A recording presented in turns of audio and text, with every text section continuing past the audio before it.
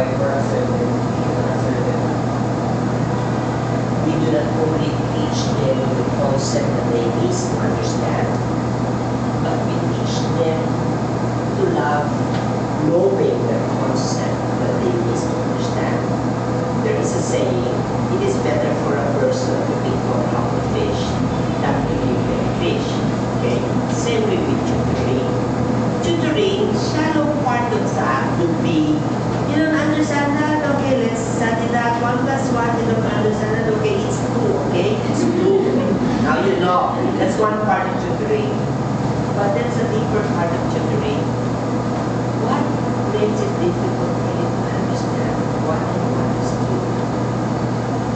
When you raise that question to the one coming to you, asking for your help, you go beyond the answer to the question, what and what is 2? But you go beyond.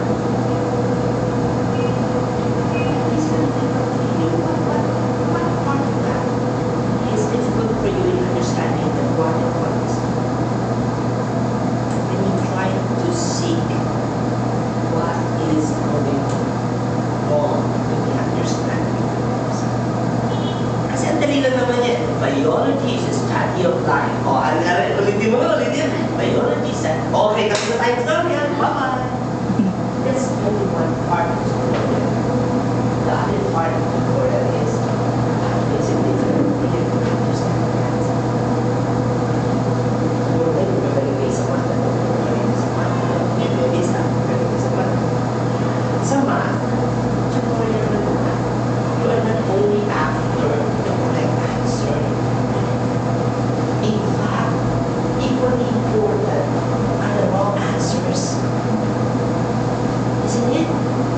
Why? Because it is in the wrong answer that you will be able to let them know what went wrong so that they will not commit that again. Yes? You know, I teach tutorial also in math. I love math. When I teach math, I'm not only after the solution. Minsan kasi may mga estudyante madaya, no? Haba na solution, bubulaga sa yung tamang answer. Taran! Di mo alam kung saan nagkaling yun eh. Ulog ng langit, nagkaalabas, ano? Minsan madadaya yung mga estudyante, no? May style ninyo, may style ko din yung araw yan. Dami haba solution. Nainip na, hindi na talaga makuha. Ang answer mo yung 4.8. Eh kung yung teacher, after lang siya sa answer, check yun. Pero mali pala yung solution niya. Yes, natulungan mo ba yung bata? Yung natulungan yung bata. Sa tutorial din, gano'n. Yung mga wrong answers, yun ang importante. Kasi kung sila yung mga values by which you can understand, you can distribute. Dito ka nagkakamali.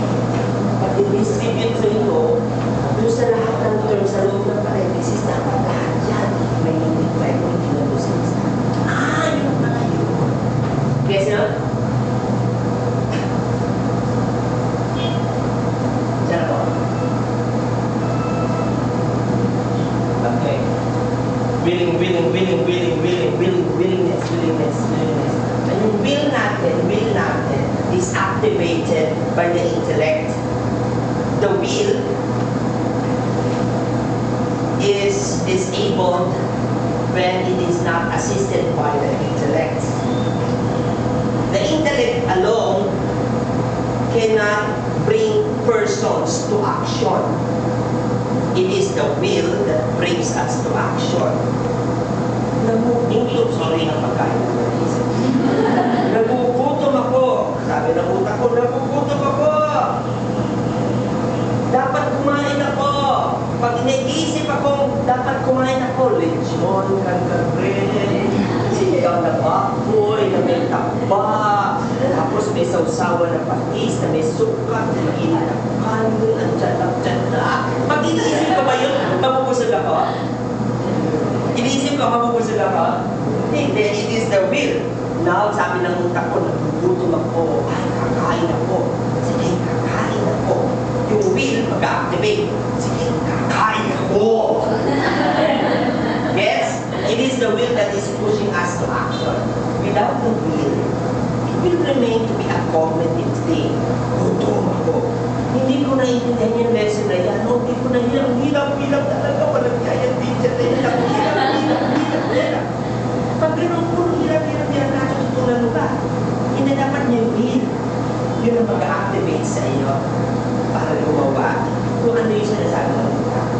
Yes, ha? Pero sa natural course of action, mabilis yan.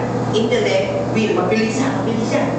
Hindi yung intellect muna sa kabine. Hindi, pero mabilis yan, mabilis, okay? Hindi, slow motion ko lang, para naiintindihan. Okay? And all of this. If we can categorize all of these answers, they will fall into 3 categories of tutor. One, a tutor is a person. Ito na, akit na yan, okay na yan. A tutor is a person. Tao siya. Ano yung tao? Yung tao, yung naggamit. Hindi 24/7 yung passion niya to tutor, nandyan. Kasi tinuturo mo. Yung really, kung saan dami ng assignment, yan mo, tapos may tutorial mo. Diba? Yan mo, ang daming projects. Tapos tatawagan ka ni ate, uy, meron kang tutorial assignment dito. Diba?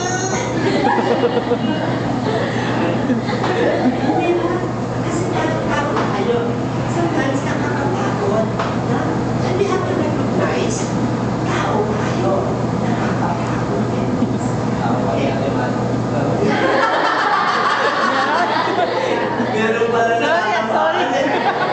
Meron pala istorya, di ko alam.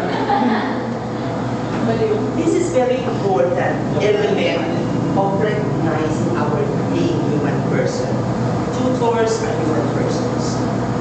There is a great demand for us to understand our own dynamics. When we are tired, we are saying, pagod ako. Ang mahirap magsasabi, pwede po ba restful ako ngayon? Okay na yun.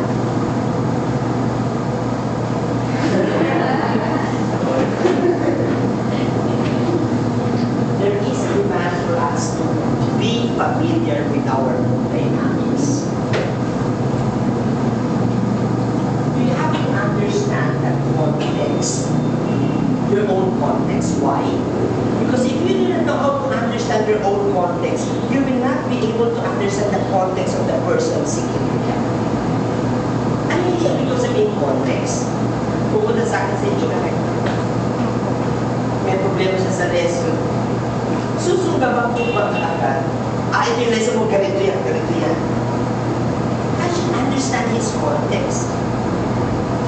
Kaya naman pala hindi yung naiintindihan, mahina pala yung tema niya, kakaupo siya sa likod.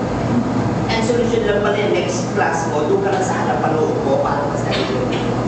Hindi pala yung lesson ang problema. Meron siya problema. Yes, no? So, we have to be sensitive. We have to understand the context of other people. But before we understand the context of other people, we should be familiar with our own context.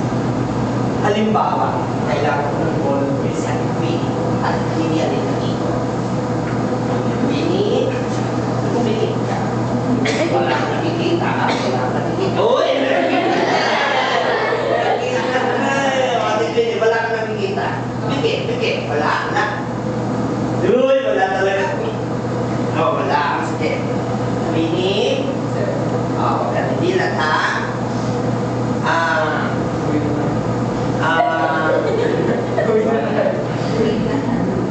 Kuhanin mo nga yung salamin ko. Huwag kang didilat. Makukuha mo yung salamin ko. Hindi, didilat ka na. Set ko ka na. What do I mean by understanding the context of that? When you ask the person that you need to tutorial to understand something, intindihin mo nga. Intindihin mo yan. May pinagagawa ako, ano may salamin ko? Kuhanin mo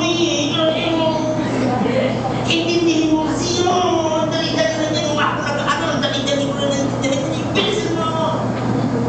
Hindi mo na may defection ka na. You're not sensitive to the context of the other person. You are not sensitive to understanding your own context. Chances, you will not understand the context of the other person. That is